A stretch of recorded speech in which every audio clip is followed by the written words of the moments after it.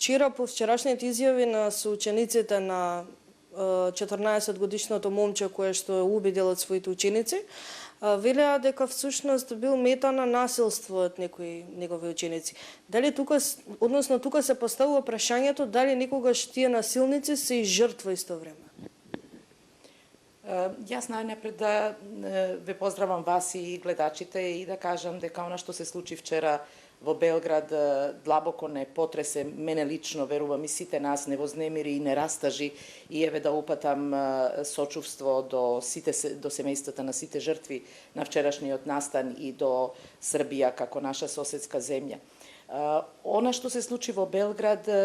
ние гледаме и слушаме дека се случува насекаде во светот. Меѓутоа, кога доаѓа некако во нашата близина, во нашето соседство, тоа добива на својот интензитет и на вистина почнуваме да размислуваме што ќе се случи следно или како тоа ќе се рефлектира и на нас.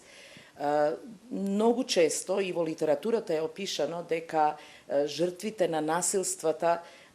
можат да станат и не сите, меѓутоа еден дел од нив стануваат и сами насилни во својот живот. Тоа се смета дека е резултат, како и во оваа ситуација, јас не ги знам деталите и не можам да во овој момент меродавно коментирам, меѓутоа булингот, односно насилството, врсничкото насилство кое што го слушаме катадневно дека се случува, кога тоа кумулативно ќе се случува, ќе биде хронично и ќе се случува во подолг временски период, а жртвата на насилството не успева да се справи, ниту пак има поддршка и помош од својата околина да се справи со насилниците, со врсниците кои што се насилни кон него, од своето семејство, како и од училиштето, значи имаме нереагирање на системот, може во даден момент да ескалира заради тоа што, знаете, насилството предизвикува една силна душевна болка, предизвикува едно чувство на немоќ, едно чувство на страдание, кое што кога е кумулативно и кога вие секој ден треба да одите во училиште, стравувајќи дека тоа ќе се повтори и гледате дека системот не ви помага и не реагира, што за жал е многу често случај во нашата средина, во даден момент може да таа траума која што се јавува може да се трансформира во потреба за реванш, односно потреба за справување дури на еден вака трагичен начин како што тоа се случи вчера во Белград. Иако се случи во Белград, сепак е тука близу до нас на Балканот, дали малку се зборува за тоа врсничко насилство и кај нас па и на Балканот?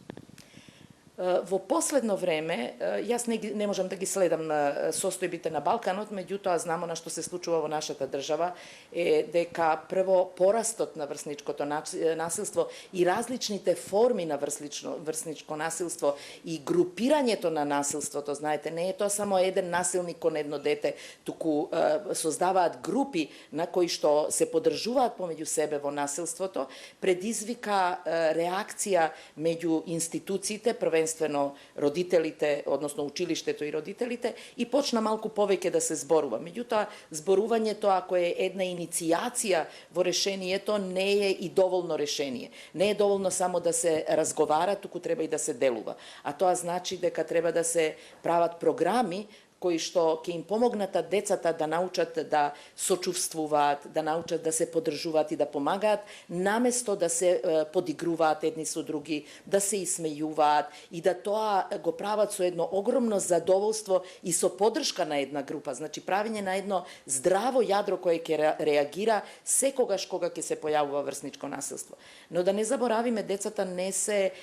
одвоен дел од пошироката слика. И не можеме да очекуваме дека децата кои што живеат во едно насилно општество, а ние на вистина сме сведоци дека насилството е насекаде околу нас, почнувајќи од највисокиот дом, собранието, од каде што кој треба да биде огледало, каде што треба да учиме, па еве неодамна ни се случи тоа во судскиот совет и не е само настанот во судскиот совет и настанот, туку начинот на кој што луѓето помеѓу себе комуницираат, вулгарно, безобразно, дрско, исмејувачки, навредувачки, па дури и со физичко насилство што имавме прилика да го видиме неколку пати во највисокиот дом. И потоа имаме пораст на семејното насилство. Знаете, кога родители родителите денеска воопшто воспитната функција на семејството, воспитната функција на образовните системи, скоро да ја немаме. Родителите немаат време да со своето дете поминат квалитетно и организирано време кое ќе значи да се грижат, да го поддржуваат, да го разберат, да дружат заедно со него и да кога ќе се случат овакви немили настани во училиштето, сите родители реагираат. Наместо да родителите на децата кои што стануваат насилни сметаат дека тоа е развојна приказна, сметаат дека тоа посебно ако се случува, особено ако се случува меѓу машките деца, мажите треба и малку и да се ривализираат и не реагираат. И при тоа не реагираат ниту институциите. Нема казнивост на сето тоа, санкција. Знаете, казнивоста не мора да биде само затворот и ова, меѓутоа да постои еден однос кон таквото, да се препознае дека тоа не е дозволено и дека тоа ако се повтори ќе има своји последици. За жал ние сето тоа го немаме. Благодарам многу за разговорот ово утро. Немаме многу време, но верувам дека објаснивме доволно за нашите гледачи. Благодарам и на вас на поканата.